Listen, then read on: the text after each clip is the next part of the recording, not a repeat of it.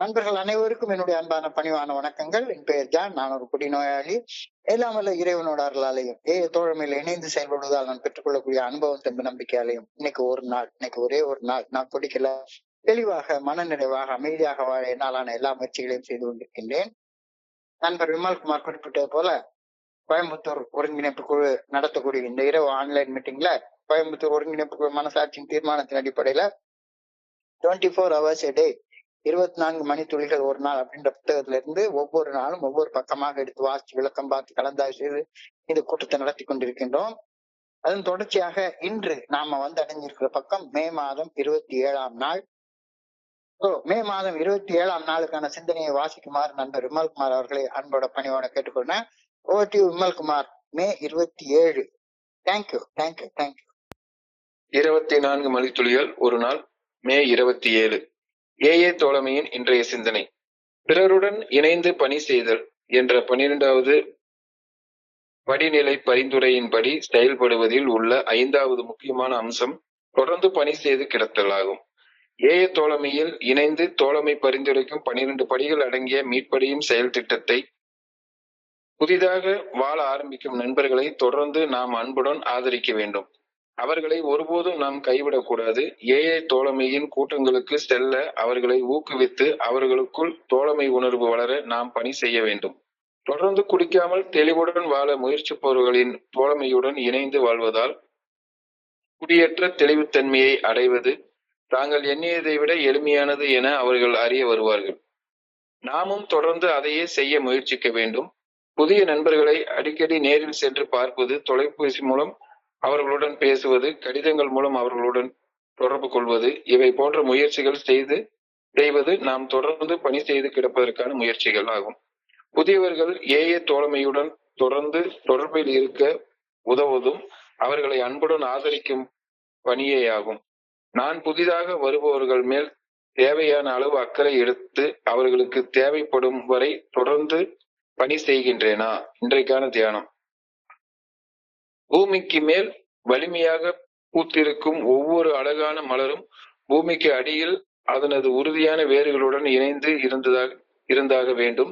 பூமிக்கு அடியில் மறைந்திருக்கும் வேர்களுடன் உறுதியாக இணைந்திராத மலர்கள் பூமிக்கு வெளியே பூத்து குலுங்கி இந்த பூமியை மகிழ்வித்தல் முடியாத காரியம். மறைவான வளர்ச்சி மற்றும் வெளிப்படையான வளர்ச்சி ஆகிய 2 வளர்ச்சிகளுமே அவசியமாக தேவைப்படுபவை. உறுதியான வேர்களுடன் இணைந்திராத மலர்கள் சீக்கிரமே உதிர்ந்துவிடும். எவ்வளவு உயரமாக ஒரு மலர் பூமிக்கு வெளியே உயர்ந்து வளர வேண்டுமோ அவ்வளவு ஆழமாக அது பூமிக்குள் அடியில் வேரூன்றி இருந்தாக வேண்டும். நான் படைப்பின் உன்னதமான நோக்கத்தின் மேல் உறுதியான நம்பிக்கை இல்லாது இருப்பேனெனில் எனது வாழ்க்கை பிறருக்கு பணி செய்து கிடப்பதில் வெற்றிகரமாக அமைந்து பூத்து குலுங்குதல் சாத்தியப்படவே படாது. இன்றைக்கான பிரார்த்தனை. எனது வாழ்க்கை உறுதியான நம்பிக்கையில் வேரூன்றி இருக்க வேண்டும் என வேண்டுகின்றேன். நான் எனது வாழ்வில் ஆழமானதொரு பாதுகாப்பை உணர வேண்டும் எனவும் பணிவுடன் வேண்டுகின்றேன். சார், நன்றிங்க சார். நன்றி விமல்குமார்.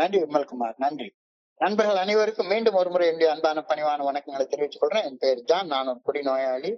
எல்லாம் வல்ல இறைவனோட அருளாலையும் தோழமையில இணைந்து செயல்படுவதால் நான் கற்றுக்கொள்ளக்கூடிய அனுபவம் தந்த நம்பிக்கையாலேயும் இன்னைக்கு ஒரே ஒரு நாள் நான் குடிக்கல, தெளிவா மனநிறைவா அமைதியா வாழ என்னாலான எல்லா முயற்சிகளையும் செய்து கொண்டிருக்கின்றேன்.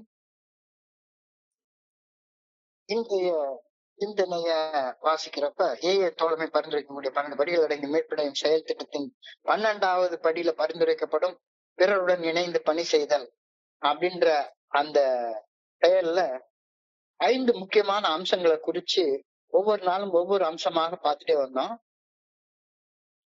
கான்பிடன்ஸ், நாம யாருக்கு பணி செய்யறோமோ அந்த நண்பருடைய நம்பிக்கையை பெறுதல் பணி செய்யறதுல முக்கியமான ஒரு அம்சமாக பார்த்தோம். அதுக்கு அடுத்தது கன்ஃபெஷன், நாம பணி செய்யக்கூடிய மனிதர் மனமும் தன்னுடைய தவறுகளின் உண்மையான தன்மையை நம்ம கிட்ட ஒப்புக்கொள்றது. அதற்கு நாமளும் நம்முடைய தவறுகளின் உண்மையான தன்மையை பணி செய்யற நண்பர்களோட ஒப்புக்கொண்டாதான் அவங்களும் ஒப்புக்கொள்ளக்கூடிய அந்த நிலைக்கு வருவாங்க அப்படின்ற கன்ஃபெஷன் அப்படின்ற 2வது பார்த்தோம். 3வது கன்விக்ஷன், மன உறுதி. நம்ம சேவை செய்யறதுல பணி செய்யறதுல மன உறுதியோட நிலைச்சு நிக்கிறது. அது கன்விக்ஷன். அத 3வதா பார்த்தோம். நேத்தைக்கு கன்வர்ஷன், மனமாற்றம். மனமாற்றம் கன்வர்ஷன் என்றால் மத மாற்றம் அல்ல, மனமாற்றம் அப்படின்றத பார்த்தோம். இன்னைக்கு கடைசி கண்டினியூன்ஸ், தொடர்ச்சியாக செய்யுது, தொடர்ச்சியாக செய்யுது. நான் தலைமைக்கு சேர்ந்தப்ப கொஞ்ச நாள் வருவேன், வந்த உடனே எனக்கு எல்லாம் சரியா போயிடுச்சு அப்படின்ற நினைப்புல திரும்ப போய் குடிக்க போவேன். திரும்ப கொஞ்ச நாள் மறுபடியும் பிரச்சனை வந்தானோடனே திரும்ப மீட்டிங் உட்காருவேன். அப்போ ஒரு நாளைக்கு என்னுடைய ஸ்பான்சர் என்கிட்ட சொன்ன வார்த்தை ஞாபகம் இருக்கு. குடிக்கிறது நிறுத்துறது பிரச்சனையே இல்லடா, தொடர்ந்து குடிக்காம இருக்கிறது தான் பிரச்சனை அப்படின்னு சொல்லுவார். The name of the game is not stopping drinking, it is staying stopped. தொடர்ந்து தொடர்ந்து குடிக்காம இருக்குது. நான் எத்தனையோ நாள் இப்ப இதெல்லாம் லென்ட் சீசன் சொல்லுவாங்க, தவக்காலம். தவக்காலத்துல நானே தாடி வளர்த்துக்கிட்டு சில விஷயங்களை செய்யக்கூடாது அப்படின்னு உறுதியோட செய்யாம இருப்பேன். 40 நாள் செய்யாம இருப்பேன். 41வது நாள் ஆனா எப்படா அந்த நாள் வரும் அப்படின்னு இந்த புலி பதுங்கிறது பாயிறதுக்காக அப்படின்ற மாதிரி காத்துட்டே இருக்க முடியுது. ஸோ இந்த இடத்துல the name of the game is not stopping drinking, it is staying stopped. தொடர்ந்து குடிக்காம இருக்கு. அது மாதிரி இன்னைக்கு சொல்றாங்க, பிறருக்கு பணி செய்யறது ஒரு நாள் செஞ்சுட்டு விட்டுறது இல்ல, தொடர்ந்து பணி செய்து கிடக்கிறது, தொடர்ந்து பணி செய்து கிடக்கிறது, தொடர்ச்சி, கண்டினியூஸ் கண்டினியூஸ். வேற எடுத்து தெருவுல விட்டுட்டு என் வேலை முடிஞ்சு போச்சு அப்படின்னு போயிடுறது மறுபடியும் என்னைய தேக்க நிலைக்கு கொண்டு வந்து விட்டுரும். அவ்வளவுதான், நான் பணி செஞ்சுட்டேன், முடிஞ்சு போச்சு என் பணி, நம்ம செய்யறதுக்கு ஒண்ணுமே இல்ல அப்படின்னு நினைச்சு பணி செய்யறதை விட்டுட்டு கொஞ்ச நேரம் தூக்கிட்டு அலையிறது எனக்கு பிரச்சனை ஆயிடும் அப்படின்ற கருத்தை இன்னைக்கு சொல்றாங்க. ரெண்டுக்கும் பெரிய வித்தியாசமே கிடையாது. குடிக்கிறது நிறுத்துறது நிறைய நேரங்கள்ல நானே நிறுத்திருக்கேன், ஆனா தொடர்ந்து குடிக்காம இருக்கிறது தான் பிரச்சனை. அதே மாதிரிதான் இந்த விஷயமும், பணி செய்யறது பிரச்சனையே இல்லை, தொடர்ந்து தொடர்ந்து பணி செய்யறது பெரிய பிரச்சனை. இப்போ தேரை இழுத்து தெருவுல விட்டாச்சு, திரும்ப தேரை கொண்டாந்து நிலையில நிறுத்துற வரைக்கும் தொடர்ந்து என்னுடைய வேலைகளை நான் செஞ்சுக்கிட்டே இருக்கணும் அப்படின்ற அந்த கண்டினியூன்ஸ், தொடர்ச்சி அப்படின்ற கருத்து 5வதாக இன்றைய சிந்தனையில வலியுறுத்தி சொல்லப்பட்டிருக்கிறது. பிறருடன் இணைந்து பணி செய்வதன் முதல் முக்கியமான அம்சம், யாருக்கு பணி செய்தோமோ அவங்களுடைய நம்பிக்கையை பெற, அவங்க நம்பிக்கை உகந்த மகிழ்ந்தனாக செயல்படுறது. 2வது, அவங்களும் தங்களுடைய தவறுகளின் உண்மையான தன்மை ஒப்புக்கொள்ள அவங்களுக்கு ஊக்கம் கொடுக்கும் விதமாக நம்மளும் நம்மளுடைய தவறுகளின் உண்மையான தன்மை அவங்ககிட்ட ஒப்புக்கொள்றது. 3வதாக, மன உறுதியோட பணி செய்வதில் மன உறுதியோட நிலைச்சிருந்து பணி செய்யறது. 4வதாக, பணி செய்யும் நண்பரது மன மாற்றம் ஏற்படுற வரைக்கும் அவருக்காக பணி செய்து கொண்டே இருப்பது. இன்னைக்கு 5வதாக, மன மாற்றம் நிகழும் வரை பொறுமையோட பணி செய்து தொடர்ச்சி அப்படின்ற கருத்தை இன்னைக்கு சொல்லியிருக்காங்க. கண்டினியூன்ஸ் தொடர்ந்து செய்யணும். பணி செய்யறது பிரச்சனை இல்லை, தொடர்ந்து பணி செய்யறதுதான் பிரச்சனை. Continuance means staying with the prospects after they have started with a new way of living. வந்த உடனே ஒருத்தர் புதிய வாழ்க்கை முறை வாழ ஆரம்பிச்சிருவாரு. வாழ ஆரம்பிச்சதுக்கு அப்புறம் அவர் கூட இணைந்து நாமளும் தொடர்ந்து பயணிக்கணும் அப்படின்ற கருத்து இன்னைக்கு சொல்லப்பட்டிருக்கிறது. patient continuance in well doing. நன்மை செய்வதுல பொறுமையோட நிலைத்து நிற்பது, நல்லது செய்யறதுல பொறுமையோட நிலைச்சு நிற்கிறது, தொடர்ந்து செஞ்சுட்டே இருக்கிறது. நாம இந்த பணியை ஆரம்பிச்சு நான் இந்த கோயம்புத்தூர் ஒருங்கிணைப்பு குழு இப்போ சில வருடங்களாக, நான் எனக்கு சரியா டைம் ஞாபகம் இல்லை எப்ப இந்த குழு ஆரம்பிச்சாங்கன்னு, ஆனா பல வருடங்களாக இந்த பணியை தொடர்ந்து செஞ்சுட்டே இருக்கோம். நல்லது செய்யல, அதுல நிலைச்சிருந்து செயல்படுறது. நன்மை செய்ய ஆரம்பித்த பின் நிறைய ஆழமான சோதனைகள் வரும். நானே கூட இந்த இடத்துல புலம்பிருக்கேன். இங்க உள்ளது எல்லாரும் நீங்க நல்லா ஷேர் பண்றீங்க அப்படின்னு முகத்துக்கு நேர சொல்றாங்க. ஆனா முதுகுக்கு பின்னால என்னையாவது மீட்டிங் ஏஏ மீட்டிங் மாதிரியே இல்ல அப்படின்னு சொல்லி குறை சொன்ன உடனே இது செய்யறது நிறுத்திடலாமா அப்படின்ற ஒரு ஃபீலிங் எனக்கு வரும். ஆனா அப்பெல்லாம் எத்தனையோ நண்பர்கள் உடனே எனக்கு ஃபோன் பண்ணி எனக்கு அந்த ஊக்கத்தை கொடுப்பாங்க. எல்லாருமே என்ன அன்போட ஆதரிக்கிற ஸ்பான்சர் தான். இங்க இருக்கிற அத்தனை பேருமே என்னுடைய ஸ்பான்சர் தான். தொடர்ந்து செய்வதற்கு எனக்கு ஊக்கம் கொடுத்துட்டே இருக்காங்க. பணி செய்வதுல தொடர்ந்து நிலைத்திருக்கும் பண்பு தேவையான விளைவுகளை பெறுவதற்கு மிக மிக அவசியமாக அமைகின்றது அப்படின்ற கருத்து இன்னைக்கு சொல்லப்பட்டிருக்கிறது. அவ்வப்பொழுது பணி செய்து விட்டு விலக்கி விடுவது மனுஷ இயல்பு. என்னைக்காச்சும் ஒரு நாள் அனிவர்சரி வந்து சாம்பார் ஊத்திட்டு சர்வீஸ் பண்ணிட்டு போயிட்டா போதும். அவ்வப்பொழுது பணி செய்து விட்டு விலக்கி விடுவது மனித இயல்பு. நான் என்னால ஆனது செய்து விட்டேன். அந்த யாருக்கு நான் பணி செய்தனோ அந்த மனுஷன் மாறுறது போல எனக்கு தெரியல. நான் பணி செய்யறதை விட்டுறேன், வேண்டாம், என்னுடைய பணியெல்லாம் தோத்து போயிடுது அப்படின்ற கருத்து ஒவ்வொரு மனுஷன் மனசுலயும் இயல்பாக இயற்கையாக எழக்கூடிய ஒரு எண்ணம் தான். என் மனசுல இது போன்ற அடிக்கடி எண்ணங்கள் எழுந்தது உண்டு. எதுக்கே அந்த தேவையற்ற வேலை? யாரும் என்னுடைய பணியை குறிச்சு பேசவே மாட்டேங்கிறாங்களே, அப்புறம் எதுக்கு பணி செய்யணும்? நான் பாட்டுக்கு நான் உண்டு, என் வேலை உண்டு அப்படின்னு யாருக்கும் தெரியாம அனானிமஸா இருந்துட்டு வாழ்ந்துட்டு போயிடலாமே அப்படின்னு எனக்கு தோணிட்டே இருக்கும். அப்பதான் என்னுடைய குருஜி சொன்னது ஞாபகத்துக்கு வருது. நான் ஒரு நல்ல செயலை செய்ய ஆரம்பிக்கிறது முயற்சி. முயற்சி முயற்சி என்பது ஒரு நல்ல செயலை செய்ய ஆரம்பிக்கிறது. அந்த நல்ல செயலை விடாமல் செய்வது பயிற்சி. முயற்சியை தொடர்ந்து வருவது பயிற்சி. அந்த நல்ல செயலை விடாம செய்வது. அந்த நல்ல செயலை எனக்கு சாதகமான விளைவுகள் உருவாகும் வரை, ஒரு சாதனை படைக்கும் வரை பயிற்சியை தொடர்ந்து செய்வது சாதகம். சாதிக்கும் வரை பயிற்சியை நான் கைவிடக்கூடாது அப்படின்ற ஆலோசனை தான் இன்னைக்கு சொல்லப்பட்டிருக்கு. ஒரு சாதனையை செய்யற வரைக்கும் சாதகம் என்பது சாதகமான விளைவுகள் வரும் வரை முயற்சியும் பயிற்சியையும் கைவிடாம இருக்கிறது பேர் தான் சாதகம் அப்படின்னு சொல்லி சொல்றாங்க. பெர்சிவரன்ஸ் விடாமுயற்சி விட்டு கொடுக்காமல் என்ன சேலஞ்ச் வந்தாலும் சரிதான் பணி செய்வதை தொடர்ந்து செஞ்சுக்கிட்டே இருக்கு.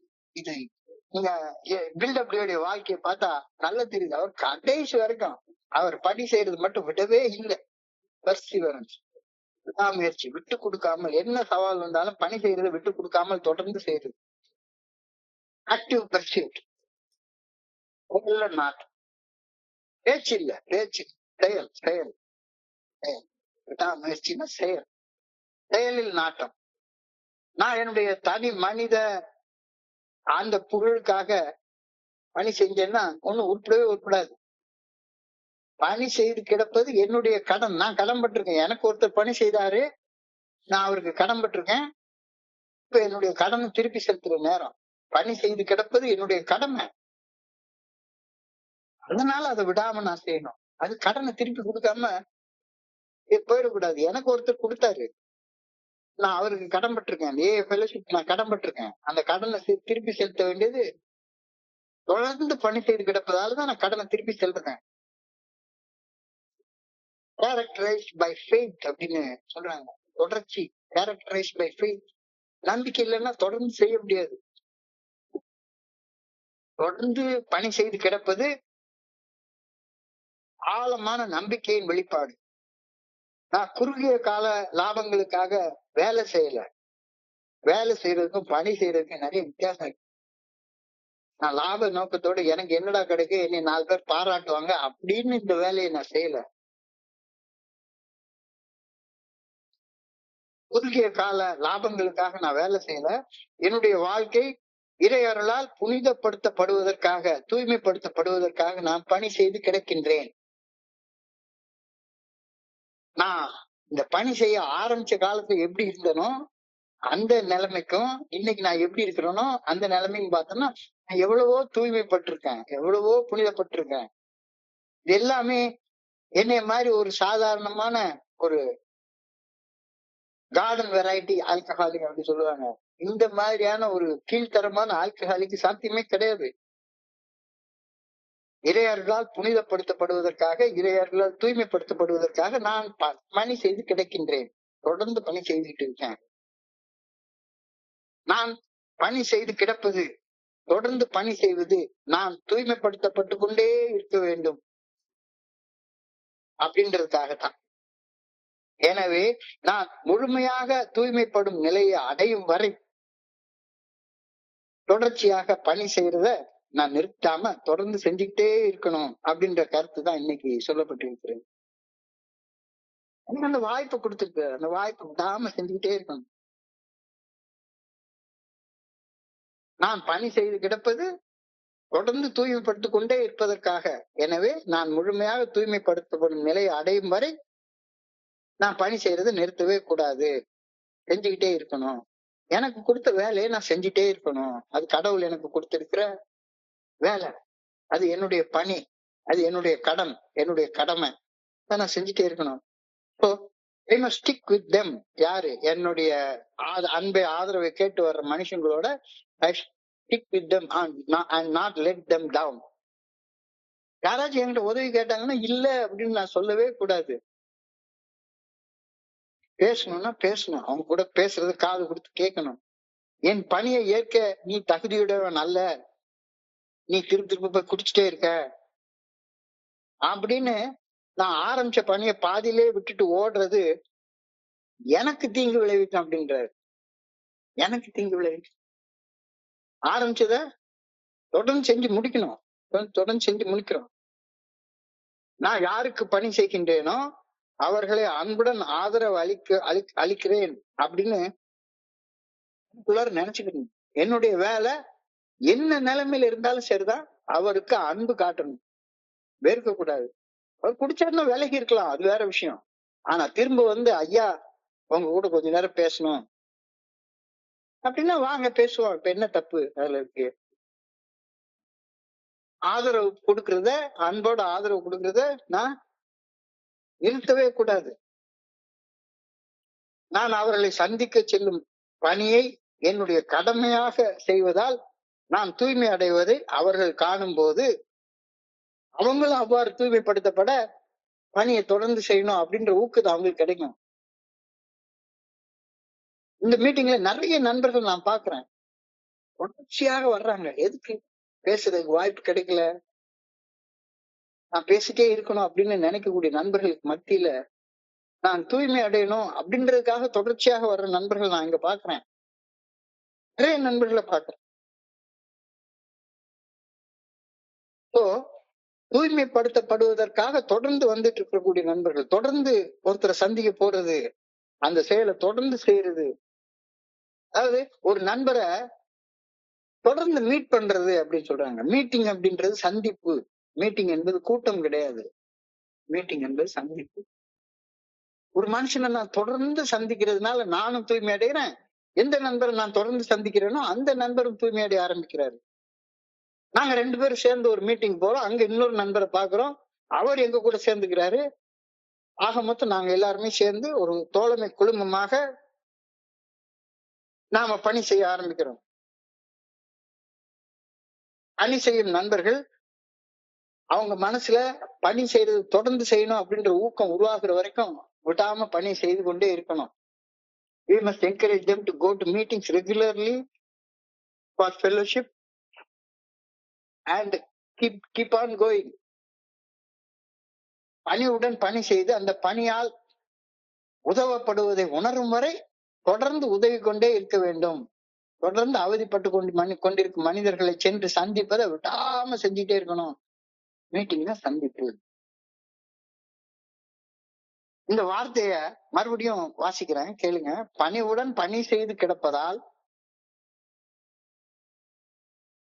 கஷ்டப்படுற ஒரு நண்பர் நான் உதவப்பட்டு விட்டோம் அப்படின்றத உணரும் வரை தொடர்ந்து அவர் சந்திச்சுக்கிட்டே இருக்கணும், அவர் சந்திச்சுட்டே இருக்கணும், அவரை மீட்டிங் கூட்டிட்டு போயிட்டே இருக்கணும். அந்த மீட்டிங்ல அவரை இன்னும் கஷ்டப்படுற நண்பர்களை சந்திக்க வைக்கணும், பகிர வைக்கணும். மீட்டிங்னா சந்திப்பு, நண்பர்களை சந்திக்கிறது தான் மீட்டிங்.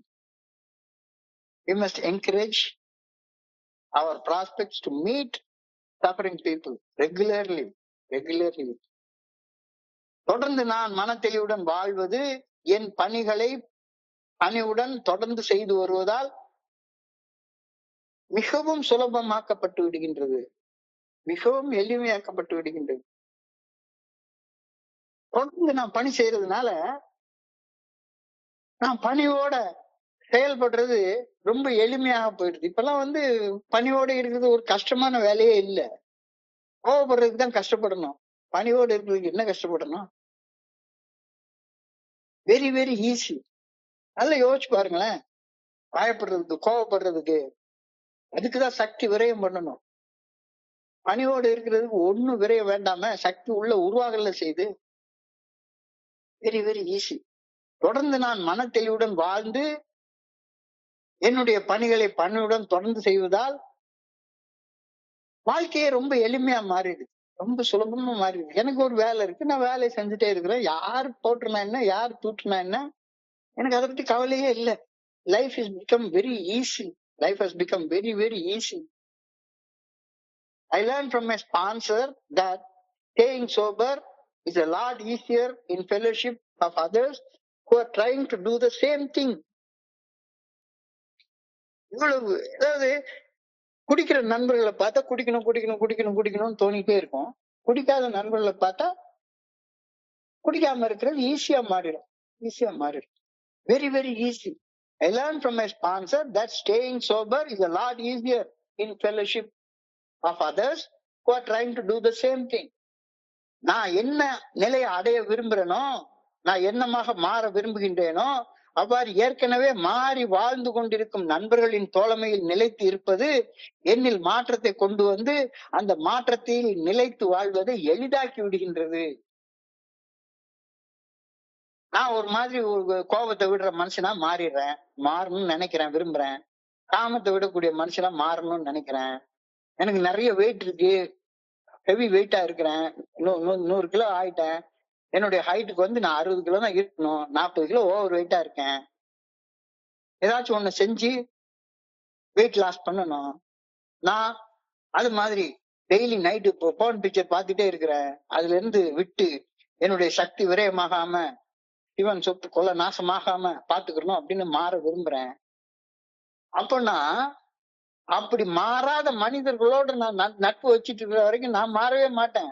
குடிக்காம இருந்தா போதுண்டா, வேற ஒண்ணும் செய்ய வேண்டாம் அப்படின்ற நண்பர்களோட நட்பு வச்சிட்டு இருக்கிற வரைக்கும் நான் மாறவே மாட்டேன். நான் என்னவாக மாற விரும்புகின்றேனோ அவ்வாறு ஏற்கனவே மாறி வாழ்ந்து கொண்டிருக்கும் நண்பர்களின் தோழமையில் நிலைத்து இருப்பது என்னில் மாற்றத்தை கொண்டு வந்து அந்த மாற்றத்தில் நான் நிலைத்து வாழ்வதை எளிதாக்குகின்றது. இதை விட ஒரு மரமண்டைக்கு ஈஸியா சொல்ற மாதிரி யாராவது சொல்லுவாங்களா?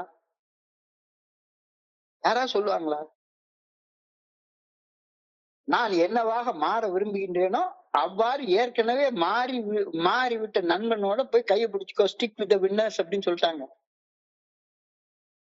Stick with the winners. வெறுமனே குடிக்காம இருந்தா போதும் அப்படின்ற நண்பரோட நான் கையை கோத்துக்கிட்டேன் அப்படின்னா வெறுமனே குடிக்காம இருப்பேன். ஆனா வேற எல்லா வகைகளையும் மாற்றத்தை கொண்டு வரணும்னா அந்த மாதிரி ஏற்கனவே மாறிவிட்ட நண்பர்களின் கையை பிடிச்சுக்கோ. நான் என்னவாக மாற விரும்புகின்றேனோ அவ்வாறு ஏற்கனவே மாறி வாழ்ந்து கொண்டிருக்கும் நண்பர்களின் தோழமையில் நிலைத்து இருப்பது என்னில் மாற்றத்தை கொண்டு வந்து அந்த மாற்றத்தில் நிலைத்து வாழ்வதை எளிதாக்கி விடுகின்றது, ஈஸியா மாற்றிடுது.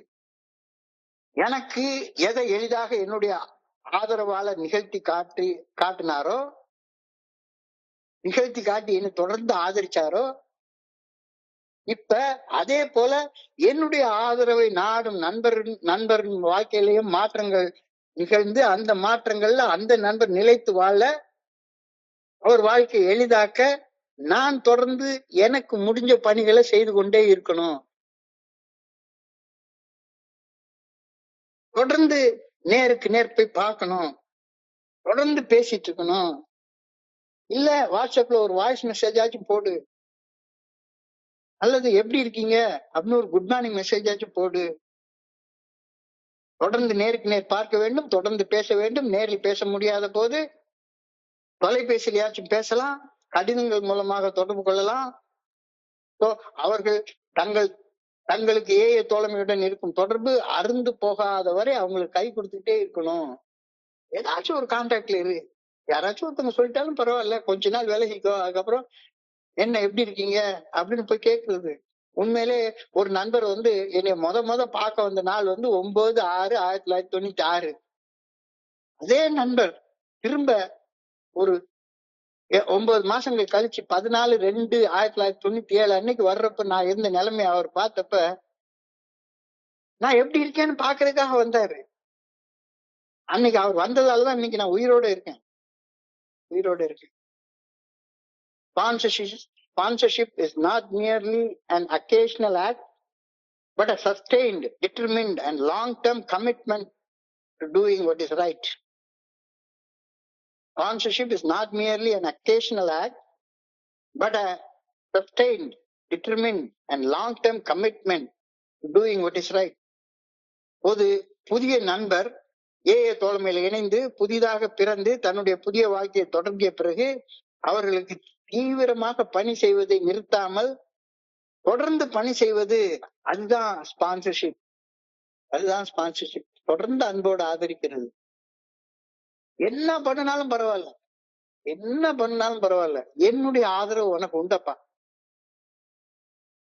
நீ என்ன பண்ணினாலும் நான் உன்னை வெறுக்க மாட்டேன், மன கசப்பு அடைய மாட்டேன், உன்னை திட்ட மாட்டேன். அப்ப என்னைக்காச்சும் ஒரு நாள் அந்த நண்பர் மாறித்தான் ஆகணும். Key aspects of continuance in sponsorship, ஆதரவு செயலில் தொடர்ந்து நிலைத்திருப்பதின் முக்கியமான அம்சம் என்னன்னு பார்த்தோன்னா active presence. Continuance is the ongoing, consistent and a long-term support the sponsor provides, extending beyond baby steps. குடிக்கிறது நிறுத்துறது மட்டும் ஆதரவு கொடுக்கறது இல்ல. குடிக்கிறது நிறுத்துறது, கோபத்தை நிறுத்துறது, சீர் குடிக்கிறது நிறுத்துறது, போன் பிக்சர் பார்க்கறது நிறுத்துறது, எல்லாத்துக்கும் கையை கொடுக்கிறது. Continuance is the ongoing, consistent and a long-term support a sponsor provides, extending beyond the baby steps. Baby steps முதல் 90 நாள் குடிக்காம இருக்கிறது. அது சின்ன குழந்தை எழுந்து நடக்க ஆரம்பிக்கக்கூடிய அந்த பேபி ஸ்டெப். பணி செய்து அன்புடன் ஆதரிப்பதில் தொடர்ந்து நிலைத்திருத்தல். தொடர்ச்சி என்பது நான் ஒரு ஆதரவாளராக என்னுடைய ஆதரவை நாடும் நண்பருக்கு அன்புடன் ஆதரவு அளிக்கும் செயலில் நிலைத்திருந்து பணியுடன் பணி செய்வதாகும். அதனால பலன் அடைய போறது நானு, அந்த நண்பரும் பலன் அடைவாரு. ஆனா மிகுந்த பலன்கள் அடைய போறது ஏன்னா நான் 12வது வழிமுறையில செயல்பட்டு இருக்கேன். அந்த நண்பர்கள் 1வது வழிமுறையாக மாறாததும் கடவுளுடைய செயல். ஆனா நான் கான்சியஸாக என்னுடைய 12 ஸ்டெப்பை செஞ்சிட்டு இருக்கேன். பணி செய்து அன்புடன் ஆதரிப்பதில் தொடர்ந்து நிலைத்திருக்கிறது தொடர்ச்சி என்பது நான் ஒரு ஆதரவாளராக என்னுடைய ஆதரவை நாடும் நண்பருக்கு அன்புடன் ஆதரவு அளிக்கும் செயலில் நிலைத்திருந்து பணியுடன் பணி செய்வதாகும். இது ஆரம்ப படிகளோடு நிறுத்திவிடும் ஒரு செயல் அல்ல. குடிக்காம இருந்தது இன்னும் என்ன வேணா செஞ்சுக்கோ அப்படின்னு விடுறது இல்ல. 12 படிகள் வரைக்கும் அவரை கையை பிடிச்சு கூட்டிட்டு போறது அப்படின்னு சொல்றாரு. அதையும் தாண்டி தனிமையை தவிர்க்கும் மிக நீண்ட பயணம். ஒரு ஸ்பான்சருக்கு இடையில இருக்கக்கூடிய அந்த இது preventing isolation. தொடர்ச்சியாக நான் பணி செய்து கிடக்கும் போது என்னுடைய தனிமை மறைஞ்சு போயிருது. This ensures that my sponsor stays connected in fellowship, regularly attends meeting and has helped during difficult times. என்னுடைய ஸ்பான்சர் அப்படி தொடர்ந்து இருந்தாரு. என்னுடைய ரொம்ப கஷ்டமான நேரத்தையும் என்னடா அதெல்லாம் பாத்துக்கலாம்டா, ஒண்ணு ஆகாது, வா மீட்டிங் வா, தொடர்ந்து வா அப்படின்னு சொல்றப்ப எனக்கு அந்த தனிமை உணர்வு இல்லாம நான் இந்த உலகத்தோட இணைந்து இருக்கக்கூடிய ஒரு உணர்வு அவர் எனக்கு கொடுத்தாரு. அது தொடர்ச்சியாக பணி செய்வதால கிடைக்கக்கூடிய ஒண்ணு. ஆக்ஷன் ஓரியன்டட், செயல் சார்ந்தது. வார்த்தையால உதவி செய்யறது இல்ல, செயல் சார்ந்தது. பணி செய்யும் செயல் எதுவானாலும் அதை விடாது செய்யறது செயல் சார்ந்தது. சும்மா கடனேன்னு இல்ல, கடமைன்னு ஈடுபாட்டோட, கமிட்மெண்டோட, டெடிகேஷனோட. Dedication of the sponsor is not to let the newcomer down. புதிய நண்பர் ஒரு நேரமா அவர் உதவி கேட்கிற நேரத்துல விட்டுறாத. எப்ப உதவி கேட்டாலும் சரிதான், எடுத்து ஒரு 5 நிமிஷம் பேசு, 5 நிமிஷம் பேசு. புதிய நண்பரை ஏமாற்றாமல் இருக்கும் ஈடுபாட்டுடன் தொடர்ந்து பணி செய்து கிடப்பது. சுருக்கமாக சொன்னா, ஒரு புதிய நண்பரை அன்புடன் ஆதரிக்கும் அந்த செயலை செய்பவரின் நீண்ட கால தொடர்ச்சியால இந்த ஈடுபாடு வளர்ந்துகிட்டே இருக்கும், கமிட்மெண்ட் இன்க்ரீஸ் ஆயிட்டே போயிட்டு இருக்கும். இத கேள்வியா கேட்டிருக்காங்க. Do I care enough about other alcoholics?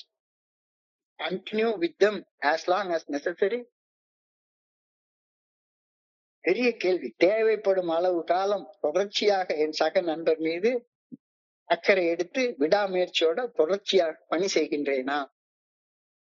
பணி செஞ்சுட்டு அதுக்கப்புறம் அவன் தலையெழுத்து, போனா போறான் அப்படின்னு விட்டுறேன்னா. நிறைய நேரங்கள்ல போனா போறான், அவ்வளவுதான், அவனுக்கு தலையில எழுதுனதுதான் நடக்கும் அப்படின்னு சொல்லி கை கழுவி விட்டு போறது ரொம்ப ஈஸி. அதை கேட்கிறார். Do I care enough about other alcoholics to continue with them as long as necessary? தேவைப்படும் கால அளவு தொடர்ச்சியாக என் சக குடிநோயாளிகள் மீது அக்கறை எடுத்து விடாமுயற்சியோட பணி செய்கின்றேனா? இல்லைன்னா தொடர்ந்து பணி செய்வதில் நான் நிலைத்திருக்கவில்லை என்றால் இன்றைக்கு தியானத்துக்கு கடந்து போ, தியானத்துக்கு கடந்து போ. ஒரு மரத்துல பூக்கள் இருக்கு, காய்கள் இருக்கு, கனிகள் இருக்கு, அழகா இருக்கு அந்த மரம். வெளிய அழகா, அதுவும் வசந்த காலத்துல ஜம்மன்னு இருக்கும், வெளியில அழகானதாக தோற்றம் தரும். ஆனா வெளியில அழகாக தோற்றம் தரக்கூடிய அந்த மரம் அந்த அழகான வலிமையான தோற்றத்தை பெறுவதற்கு அதனுடைய வேர்கள் பூமியில இருந்து, பூமி தாயிட்ட இருந்து தேவையான ஊட்டத்தை பெற்றா தானே அது வெளியே அழகா தெரிய முடியும்.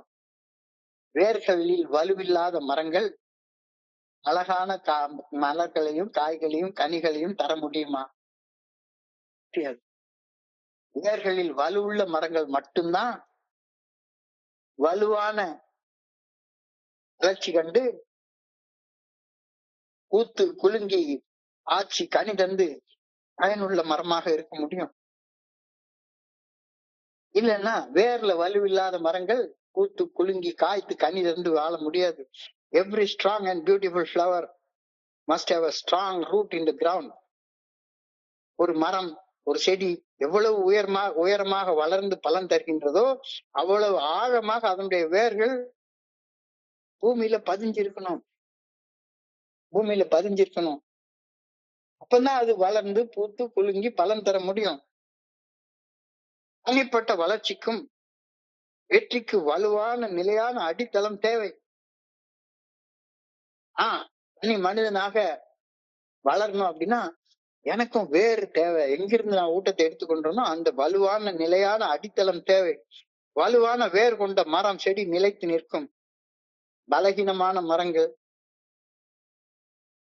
பலகீனமான வேர்கள் உள்ள மரம் செடி ஒரு சின்ன காத்தடிச்சா கீழே விழுந்துரும். நான் வந்து கவர்மெண்ட்ல இருந்ததுனால சாலையோரத்துல அந்த காலத்துல மரங்கள் இந்த பிளேமா ஃபாரஸ்ட்னு ஒரு சில மரங்களை நட்டு வச்சிருப்பாங்க. அந்த மற்ற மரங்களுக்கு வேர்ல பலமே இருக்காது. ஒரு புயல் அடிச்சா போதும் எவ்வளவு மரம் விழுந்திருக்குன்னு பார்த்தா கிட்டத்தட்ட மெட்ராஸ்ல மட்டும் 30,000 மரம் விழுந்துருச்சு அப்படின்னு சொல்லி ஒரு கணக்கு எழுதுவாங்க.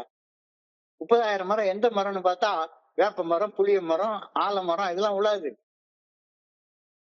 சும்மா அழகுக்காக நட்டு வச்சிருக்கிற மரம், வேர்ல வலுவில்லாத மரங்கள் பொத்துன்னு விழுந்துரும். அது மாதிரி பணி செய்வது, நான் எனக்குள்ளார ஒரு வலுவை உருவாக்கி கொள்ளாமல் நான் பணி செய்தேன்னா என்னுடைய பணி உடனே செத்து போயிடும். இது வாழ்க்கைக்கும் பொருந்தும். மரங்கள் வலுவாக இருந்தா மட்டும்தான், வலுவான வேர்களை கொண்டிருந்தாதான் புயலை தாங்கும். அது மாதிரி நானும் சுய ஒழுக்கம் என்ற வலுவான வேர்களை கொண்டிருந்தால்தான் பயனுள்ள வகையில பணி செய்து கிடக்க முடியும். பணி செய்து கிடப்பதுல தொடர்ச்சியாக நிலைத்திருக்க முடியும். சோதனை காலங்கள் இல்லாட்டி போனா என்னடா பணி, இந்த பணியை செய்யறதுக்கு சும்மா போயிடலாம் அப்படி திரும்ப போய் குடிக்க போயிடுவேன், அல்லது வேற ஏதாவது செயல் அடிமையாக ஏதாவது ஒரு செயல் செய்ய போயிடுவேன்.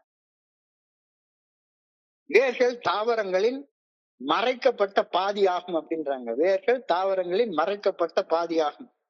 Roots are hidden half of plants. Roots are hidden half of plants. வேர்கள் தாவரங்களின் மறைக்கப்பட்ட பாதியாகும். In life, this represents the unseen work, character, and values that determine outward success in service. வேர்கள் தாவரங்களின் மறைக்கப்பட்ட பாதியாகும். Roots are half hidden plant. ஒரு செடியோட ஒரு மரத்தோடைய பாதி அதோடைய வேறு மறைஞ்சிருக்கும், மரம் தான் வெளியே தெரியும். அது மாதிரி ஒரு மனுஷனுடைய வாழ்க்கையில அவன் அவனுடைய வெளிப்படையான வெற்றிகள், வெளிப்படையாக தெரியக்கூடிய வெற்றிகள், பணி செய்வதில் அவன் அடையக்கூடிய வெற்றிகள் அவன் சுய ஒழுக்கம் என்ற வேர்ல இருந்துதான் வர முடியும். Roots represent the fundamental values and personal integrity. Roots represent the fundamental values and personal integrity. Flowers represent the beautiful efforts of one's results. பணி, இது ஒருத்தர் எவ்வளவு அழகா பணி செய்யறாரு, பில்டபிள்யூ பாக்குறோம், அவ்வளவு அழகாக பணி செய்திருக்காரு. ஆனா அவர் பணி செய்யறதற்காக எவ்வளவு காலம் அவர் வேரூன்றி இருந்திருப்பாரு அப்படின்றத நம்ம பார்க்க தவறிடுறோம். வேர்கள் அடிப்படை மதிப்புகளையும் மறைவாக மனதில் மறைந்திருக்கும் அக ஒருமைப்பாட்டையும் குறிக்கின்றன, பர்சனல் இன்டெகிரிட்டியை குறிக்கின்றன. மலர், அது அந்த மரம் தரக்கூடிய மலர், காய், கனி, இதெல்லாம் ஞானம் அல்லது தனிப்பட்ட வளர்ச்சி என்ற தனி மனித அழகான வெற்றிகளை குறிக்கின்றன. உண்மையிலேயே வலுவாகவும் அழகாகவும் இருக்கக்கூடிய ஒரு மனிதன் தனது அடிப்படை கொள்கைகளில் தொடர்ச்சியாக நிலைத்து இருக்க வேண்டும். இல்லைன்னா உன்னால பியூட்டிஃபுல்லான ஒரு லைஃப் வாழ முடியாது அப்படின்றாங்க. You cannot live peacefully in the midst of changes unless otherwise you have a changeless core. உன்னுடைய மனதின் மையத்துல மாற்றங்கள் இல்லாம உன்னுடைய நம்பிக்கைகள் ஆட்டம் காணாம இருந்தா மட்டும்தான் இந்த உலகத்துடைய சோதனைகள் காலத்துல உன்னால நிலைச்சு வாழ முடியும். You cannot live peacefully in the midst of changes unless otherwise you have a changeless core. இதுதான் என்னுடைய வாழ்க்கையுடைய நிலையான மதிப்பு என்ற தனது கருத்தில் நிலைத்திருக்காத ஒரு மனுஷன் மாறிக்கொண்டே இருக்கக்கூடிய இந்த உலகத்தின் மத்தியில மன நிறைவோட நிம்மதியாக ஆனந்தமாக உள்ள சமநிலையோட வாழ முடியவே முடியாது. நிலையான மதிப்புகளை கொண்டிருக்கிறது. அட்லீஸ்ட் நான் என்னுடைய வாழ்க்கையில இன்னைக்கு ஒரு நாள் நான் குடிக்க மாட்டேன், ஒரு நாள் அடிப்படையில இனிமே நான் மோசம் செய்யக்கூடிய முதல் குடியை நான் தொட மாட்டேன் அப்படின்றத ஒரு பெர்மனன்ட் வேல்யூ, ஒரு சேஞ்ச்லெஸ் ஸ்கோராக வைத்துக் கொள்ளாத ஒரு மனிதன் மாறிக்கொண்டே இருக்கக்கூடிய உலகத்தின் மத்தியில மன நிறைவோட நிம்மதியாக வாழ முடியவே முடியாது. உயர்ந்து வளர்ந்து உண்மையான கனிகளை ஒரு மரம் தர வேண்டும் என்றால் அதனுடைய வேர்கள் நிலத்தில் ஆழமாக ஊன்றப்பட்டிருந்தாக வேண்டும். A tree must send its roots deep into the ground if it is to shoot up above the ground to gladden the world. உலகத்தை மகிழ்விக்கிற ஒரு மரம், ஆலமரம் அவ்வளவு அழகா வெளியே தெரியுது.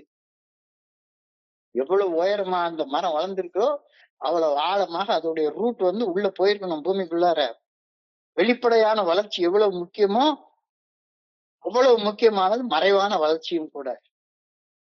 வெளிப்படையான வளர்ச்சியில மட்டுமே கவனம் செலுத்திட்டு மறைவாக வளர வேண்டிய அந்த சுய ஒழுக்கத்துல நீ கவனத்தை செலுத்தல அப்படின்னு சொன்னா ஒண்ணுத்துக்கு ஆகாது. மீட்டிங்ல நான் இன்னைக்கு இவ்வளவு வருஷம் குடிக்காம இருந்துட்டேன் அப்படின்னு பிறந்த நாள் கொண்டாடுறது, உள்ளுக்குள்ளார சுய ஒழுக்கத்தை வளர்த்து கொள்ளாம வெளியே மட்டும் நான் இத்தனை வருஷம் குடிக்காம இருந்துட்டேன் அப்படின்னு சொல்றதுல என்ன பிரயோஜனம் இருக்கு? வெளிப்படையான வளர்ச்சி எவ்வளவு முக்கியமோ அவ்வளவு முக்கியமாக மறைவான வளர்ச்சியும் முக்கியமானது.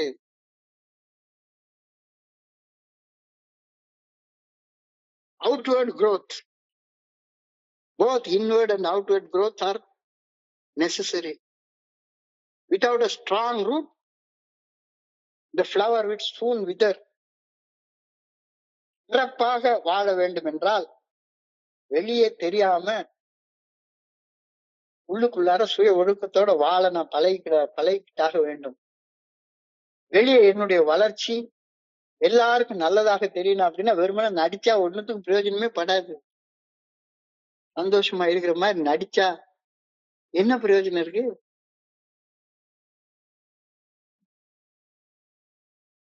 higher the growth upward, the deeper must be the rooting. The higher the growth upward, deeper must be the rooting. வெளிப்புறத்தில் தெரியும் என்னுடைய பாதி தொடர்ச்சியாக சிறப்பாக அமைய வேண்டும் என்றால் மீதி பாதி உள்ள மறைஞ்சிருக்கு.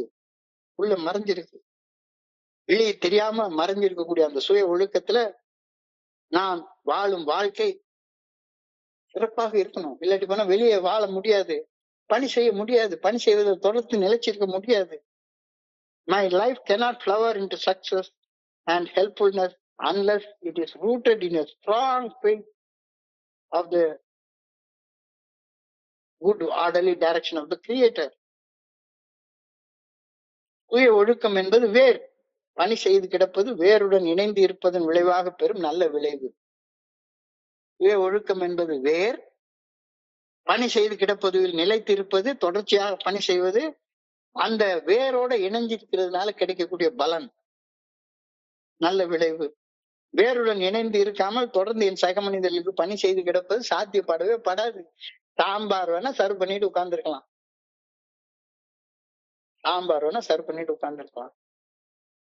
முன்னால சொன்ன மாதிரி கான்பிடன்ஸ், கன்ஃபெஷன், கன்விக்ஷன், கன்வர்ஷன் இதையெல்லாம் பண்ண முடியாது. சுய ஒழுக்கத்தோடு நான் இல்லைன்னா இந்த 5 Cயும் கண்டிப்பா செய்ய முடியாது அப்படின்னு சொல்றாரு. சுய ஒழுக்கம் என்பது வேர். பணி செய்து கிடப்பது வேருடன் இணைந்து இருப்பது விளைவாக பெறும் நல்ல விளைவு.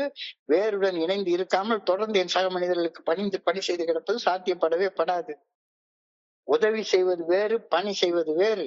என்னை எனது சக மனிதர்களுடைய உயர்ந்தவனாக நான் கருதும் போது அவர்களுக்கு உதவி செய்யறேன்னு நான் நினைச்சுக்கிறேன். ஆனா பணிவு என்பது வேறு. அவங்களுக்கு பணியோட நம்பிக்கை பெற்ற வேலைக்காரனாக நான் செயல்பட்டு இருக்கேன். பணி செய்வது என்பது இறையர் பேராற்றலின் நல்ல ஒழுங்கான வழிகாட்டுதலுக்கு பணிந்து செயல்பட்டு விட்டு இறையர் பேராற்றலின் ஆற்றலை பெற்று ஆதரவு செய்வதில் நிலைத்திருந்து செயல்படுவது.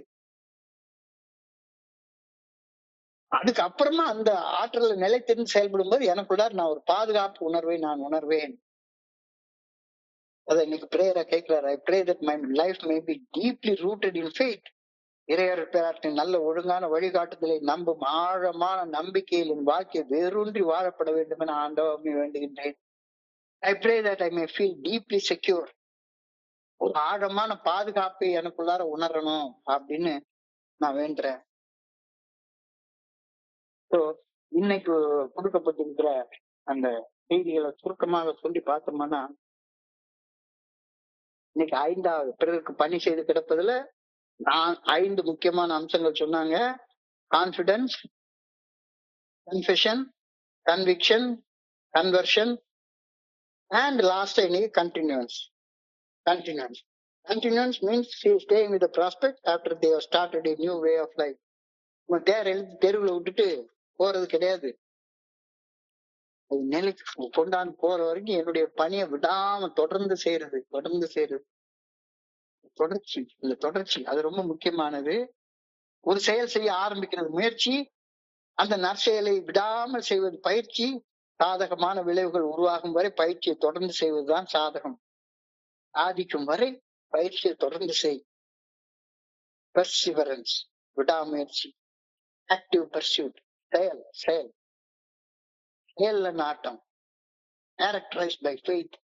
இந்த செயலை நம்பிக்கையோட சேருது. இறைவனுடைய நல்ல ஒழுங்கான வழிகாட்டுதலை நம்பி, அந்த நல்ல ஒழுங்கான வழிகாட்டுதல் மனசாட்சியின் மூலமாக வெளிப்படுத்தப்படுகிறது என்று உறுதியாக நம்பி மனசாட்சி உறுத்தக்கூடிய செயலை செய்யாம மனசாட்சி சரின்ற செயலை செய்து உறுதியான நம்பிக்கையோட செயல்படுறப்ப மட்டும்தான் நீ பிறருக்கு பணி செய்து கிடப்பதுல நிலைச்சிருக்க முடியும்.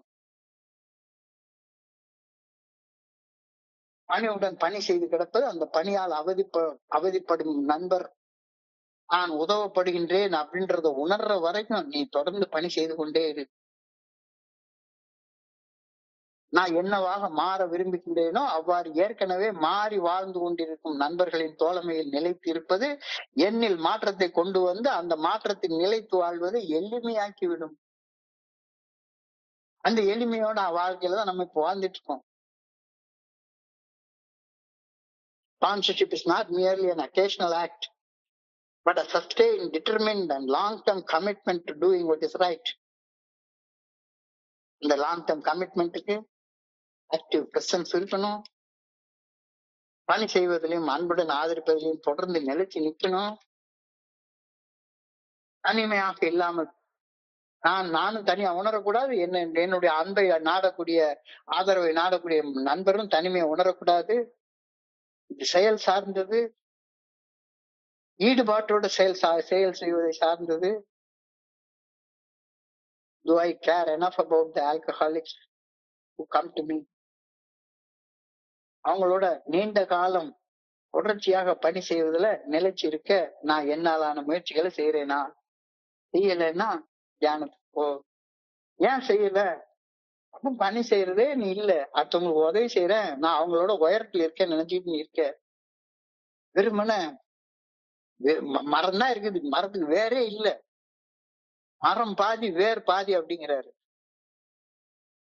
மரம் வெளியே தெரியக்கூடிய ஒண்ணு, அதோடைய மற்றொரு பாதி தெரியாம உள்ள இருந்து மறைஞ்சிருக்கிறது. இறையவர் பேராற்றல் தான் வேர். அவர் தான் பூமி மாதா. பூமி மாதால இணைந்திருக்காத யாருமே தொடர்ச்சியாக பணி செய்ய முடியாது. பணி செய்து கிடக்கணும்னா அதுக்கு ஆற்றல் தேவை.